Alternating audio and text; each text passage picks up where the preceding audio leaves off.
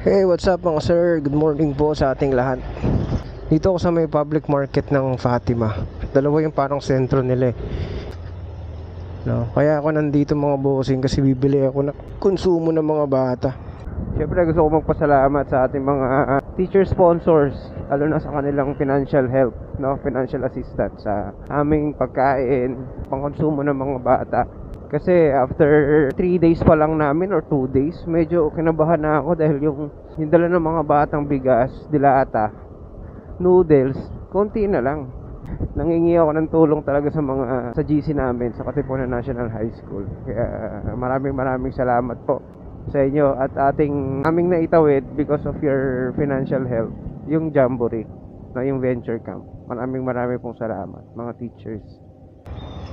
Kasi ikot-ikot na rin tayo. Bibili ako ng manok kasi magtitinolang manok ako mamayang tanghali.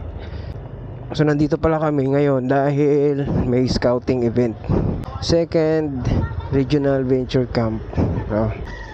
Tapos dito napakaganda dito boss kasi ang daming mabibili. Swerte namin kasi may tabuan dito ngayon. Kaso hindi pa sila nag-o-open. Galing ako dito kahapon, tapos meron ako nabiling sapatos. Ayun ang mga boss, sapatos dami maganda pa.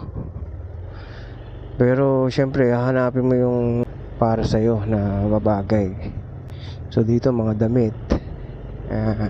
Dito sa kanan sapatos din yan. Ayun ukay mga bossing. Dami talaga eh. Hindi na ako bibili, maubos na yung pera ko. Ang daming magagandang sapatos dito eh. Ayan, ito eskwelahan to mga bossing ng Central School of Liloy Elementary. Ito yung oval nila. Ikutin natin. Dito mga bossing yung activity area.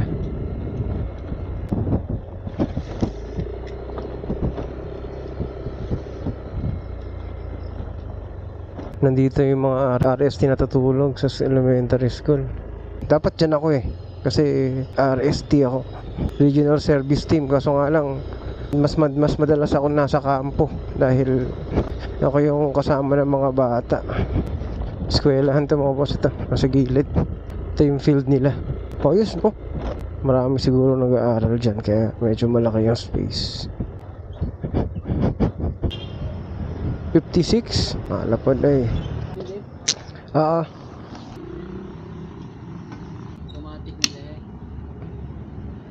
Salamat. Pili na tayo ng manok. Ilang manok ma'am?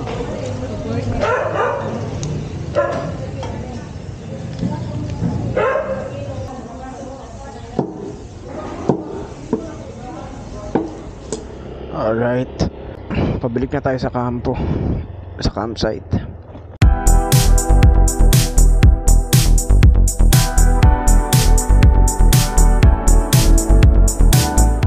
Ito yung campsite namin mga boss.